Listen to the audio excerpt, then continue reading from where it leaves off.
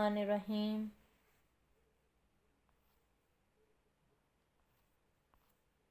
अस्सलामुअलैकुम। मैं आपको मुअल्लिमा सुप्रीम एजुकेशन स्कूल सिस्टम से उम्मीद करती हूँ आप खैरियत से होंगे। बेटा जी, आज सोशल स्टडी का हमने काम करना है। सोशल स्टडी में जमात पंचम के लिए आज हमारा सबक नंबर 3 है।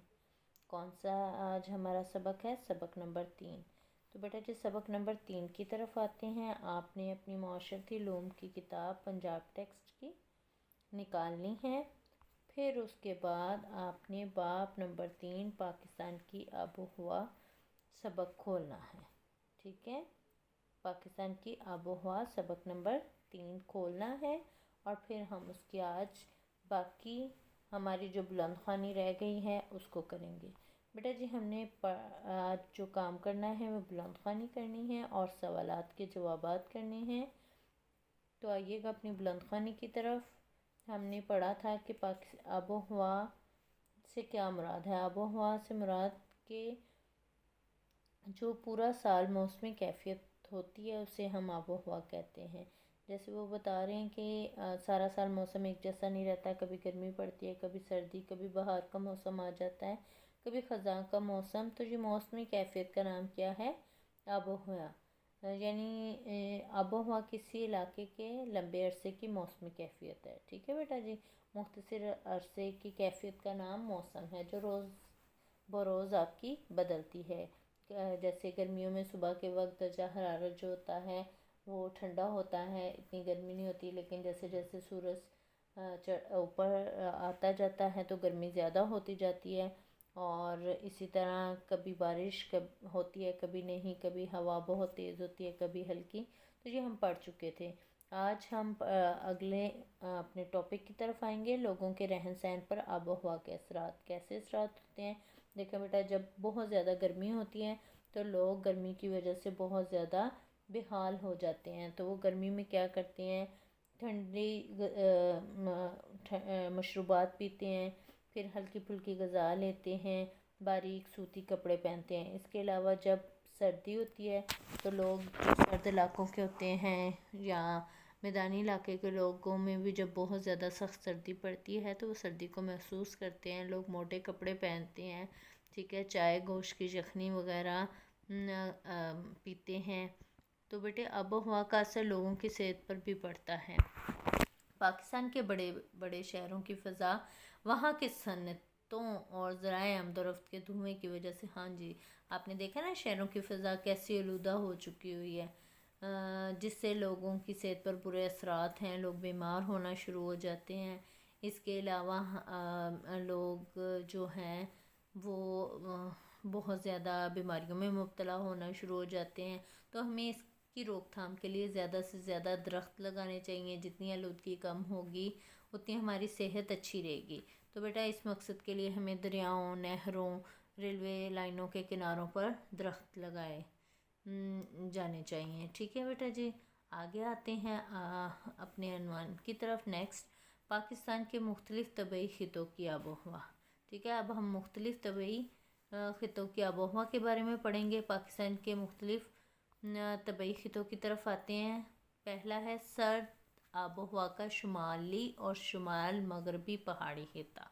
ठीक है बेटा जी, यहाँ पर आपको पता है ये खिता जो होता है इसमें बहुत ज़्यादा ये पहाड़ी इलाके हैं ना। तो जैसे जैसे हम पहाड़ की तरफ जाते हैं तो सूरज की शुआएँ जो होती हैं वो तिरछी होनी शुरू हो जाती हैं। तो यहाँ पर बहुत ज़्यादा ये दूर होते हैं, इसलिए सर्दी ज़्यादा होना शुरू हो जाती है। जिनमें सवात, चित्राल, कोहे सफ़ेद, वज़ीरिस्तान, कोहे सलमान, मरी और हज़ारा के अलावा कोयटा और सूब वगैरह शामिल हैं। इस खिते में मौसम गर्मा मुअतदल यानी बहुत खुशगवार होता है। गर्म इलाकों ने से लोग इन पहाड़ी मुकामात का रुख करते हैं। यही बात है ना, गर्मियों में ज़्यादातर हमारी कोशिश होती है कि हम पहाड़ी इलाकों की तरफ जाएं। तो हमारी पहाड़ी इलाका ये देखें, कोहे सफ़ेद का मंज़र दिखाया जा रहा है, किस कदर खूबसूरत है। ठीक है, सेकंड नंबर पे अब हम आते हैं बर्री आबो हवा का सतह मुर्तफ़ा बलूचिस्तान का खिता। ठीक है, कहते हैं ये आबो हवा का खिता जो होता है मगरबी इलाका है बलूचिस्तान का। ठीक है, मौसम सरमा के दौरान जनवरी और फरवरी के महीनों में कम बारिशें होती हैं यहाँ पर। ठीक है, मई से सितंबर तक मौसम बहुत गर्म रहता है, गर्द आलूद हवाएं चलती हैं। इस सारे इलाके में सवाए ऊंचे ऊंचे पहाड़ों के मौसम गर्मा में बहुत ज़्यादा गर्मी होती है। ठीक है, जहाँ पर पहाड़ बहुत ज़्यादा ऊंचे ऊंचे हैं वहाँ गर्मी नहीं होती, इसके अलावा बहुत ज़्यादा गर्मी होती है। शदीद आबो हवा, अब जहाँ पे सख्त आबो हवा का शुमाली मैदानी खिता कौन सा है? इस खिते में ज़्यादातर पंजाब, ठीक है, हमारा जो पंजाब है और सिंध के मैदानी इलाके हैं। यहाँ मौसम गर्मा शदीद होता है, मौसम सरमा में दर्जा हरारत में खासी कमी होती है। ठीक है ना, इसी वजह से मौसम सरमा में शदीद सर्दी और मौसम गर्मा में शदीद गर्मी होती है। यहाँ फरवरी और मार्च के महीनों में मौसम खुशगवार होता है, जून जुलाई अगस्त के महीनों में शदीद गर्मी होती है। यही बात है ना? ठीक है, लाहौर, फैसलाबाद, खुशाब, सियालकोट, गुजरात, गुजरांवाला, जेहलम और रावलपिंडी वगैरह में मानसून की बारिशें भी होती हैं। ठीक है बेटा जी, मोतदल खुशगवार आबोहवा का साहली इलाका। अब साहली इलाके के बारे में पढ़ेंगे। ये समुद्र के करीब होता है, इसलिए इसकी आबोहवा जो है वो बहुत ज़्यादा सारा साल करीबन गर्म और रतूब रहती है। हवा में नमी की मिकदार ज़्यादा रहती है। यहाँ मौसम गर्मा शदीद नहीं होता, ठीक है, क्योंकि समुंदर करीब होता है, जिसकी वजह से मौसम गर्मा शदीद नहीं होता।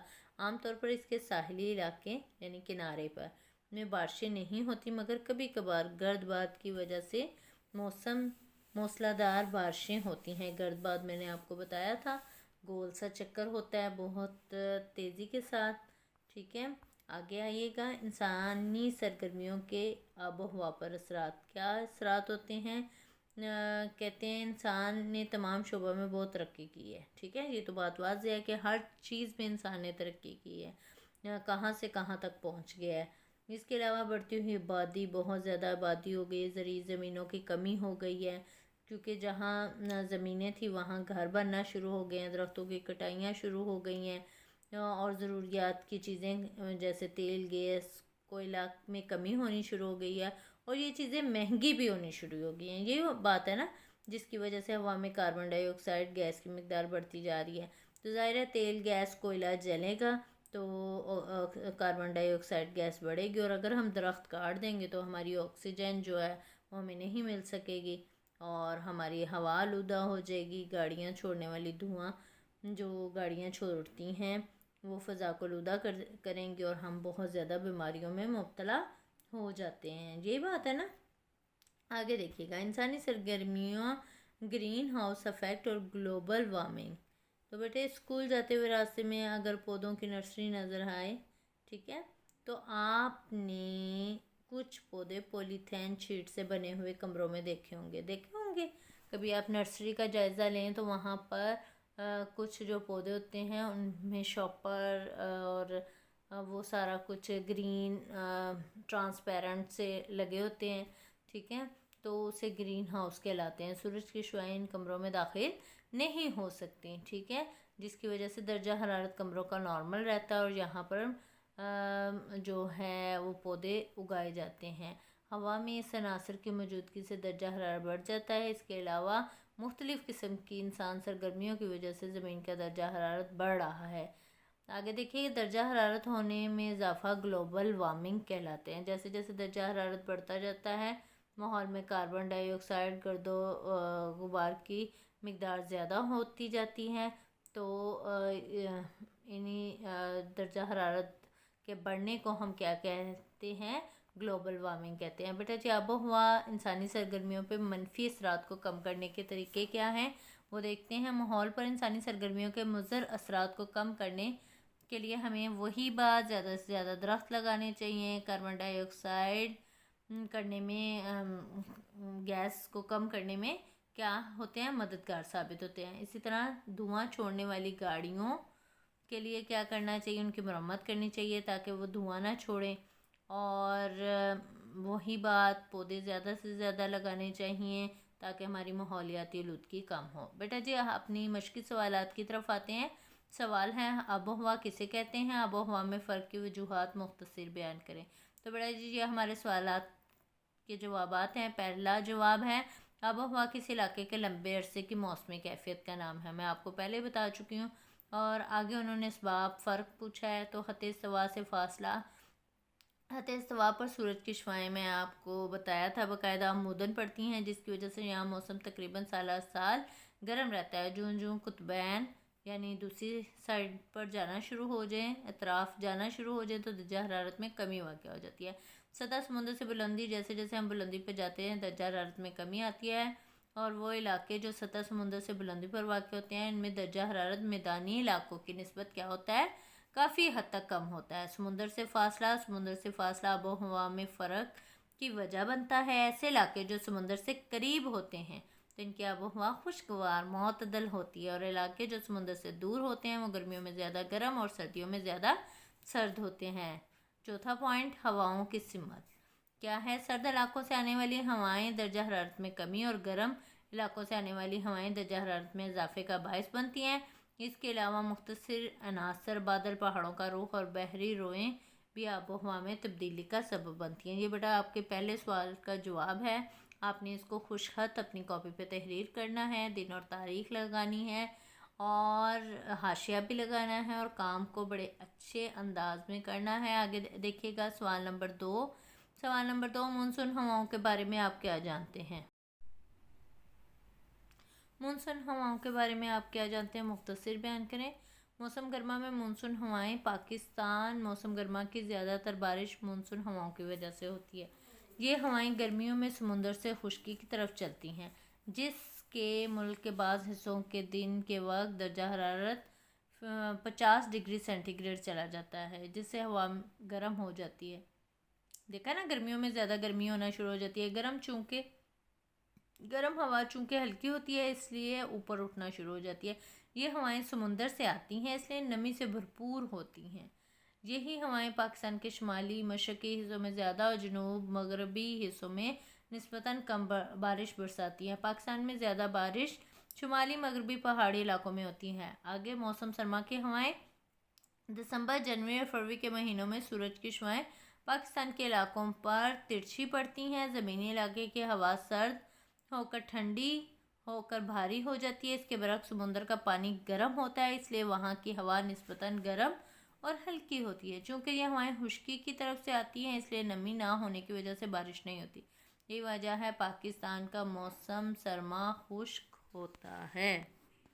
ठीक है बेटा जी, आगे देखिएगा सवाल नंबर 3, गर्दबात किसे कहते हैं, बयान करें। कई दफ़ा बाज़ जगहों और हवाओं की शक्ल में भी चलती हैं। ठीक है, हवा दायरों की शक्ल में गोल गोल, उसे भूगोला कहते हैं। लेकिन अगर ये दायरा कई किलोमीटर तक चला जाए तो इसे हम गर्दबात कहते हैं। ठीक है बेटा जी, अपना ख्याल रखिएगा। शुक्रिया और अल्लाह हाफिज़।